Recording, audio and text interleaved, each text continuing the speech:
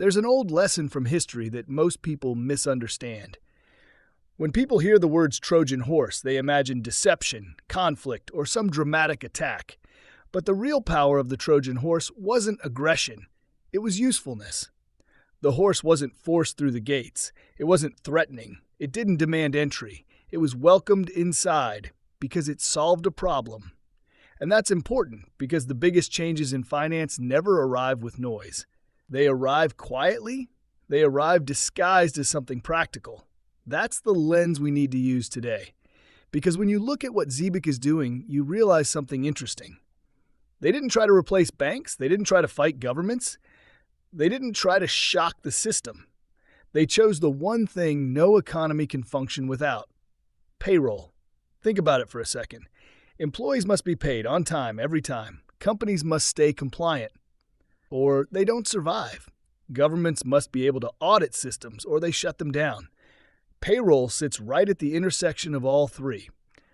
And instead of attacking the financial system from the outside, Zebic walked straight through the front door, carrying something everyone already needed. That's why this strategy matters. Because when something is essential, nobody resists it. When you step back and really look at it, you don't see hype. You see architecture. You see infrastructure being laid down brick by brick. And that's the shift we're in right now. We are no longer in the phase where everything is just speculation and promises. This phase is different. This phase is about plumbing. It's about rails. It's about systems that actually have to work under real-world rules. And every time Zebic checks another compliance box, it quietly increases its credibility. Not with traders, but with institutions. That's an important distinction, because institutions don't move based on excitement. They move based on reliability. Now let's pause and think about something familiar. Direct deposit. There was a time when people demanded paper checks. They wanted something physical, something they could hold. Businesses were hesitant. Banks were cautious. No one trusted it at first. But then payroll departments adopted direct deposit, not because it was exciting, but because it was efficient. Employees loved it because it was predictable, fast, reliable. You knew exactly when your money would arrive, weekly, bi-weekly, monthly, and eventually it became so normal that no one questioned it. No debates, no drama. It just became the standard. That's how real adoption always happens, quietly. And that's why it's worth paying attention when people say, nothing is happening yet. Because by the time everyone agrees something is happening, the opportunity phase is already over. Now let's layer in the next piece, USD1. On the surface, many people hear stablecoin and mentally switch off. They assume it's just another digital dollar. But that assumption misses the bigger picture. USD1 wasn't designed to exist in isolation. It was designed to function inside regulated systems.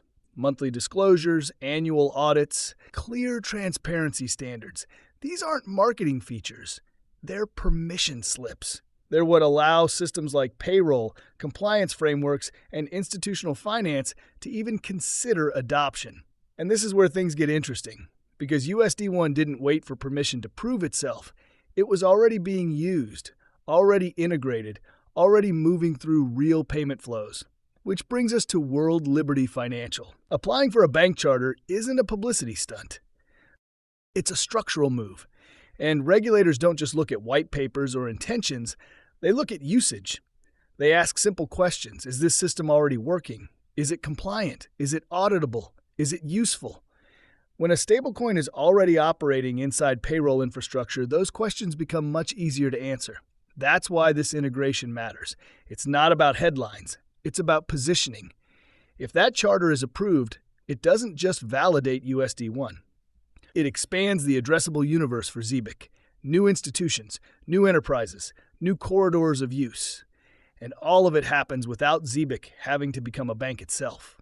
That's the elegance of the strategy. Infrastructure companies don't win by controlling everything. They win by becoming indispensable, by embedding themselves so deeply into workflows that removing them becomes impractical. That's the Trojan Horse. Not force, not disruption, but necessity. And this is why payroll is such a powerful entry point. People don't debate payroll. They don't delay payroll. They don't experiment recklessly with payroll. They adopt what works. Now zoom out for a moment. Imagine a future where waiting 2 weeks to get paid feels outdated, where settlement is faster, where compliance is built in, not bolted on later. That future doesn't arrive overnight. It arrives step by step. And when you see Zebic sitting in rooms like Davos, not protesting outside, not pitching from the sidelines, but participating where decisions are shaped, it tells you something important. This project isn't trying to fight the system. It's trying to become part of it. That's a very different game. And historically, that's how real financial transformations happen. Quietly, gradually, inevitably. Now, none of this is a call to action. It's not financial advice. It's simply observation. It's about understanding where infrastructure is being built, long before outcomes are obvious. Because when historians look back, they don't point to price charts. They point to moments where systems quietly shifted direction. And payroll is one of those moments. So the question isn't whether change is coming. The question is whether you recognize it while it's still subtle. That's the takeaway. Not hype, not urgency, just awareness. Because the most powerful moves in finance are rarely loud, they're useful. And once they're inside the gates, everything else changes. All content on this channel is for informational and educational purposes only and does not constitute financial advice. Always do your own research before making any investment decisions.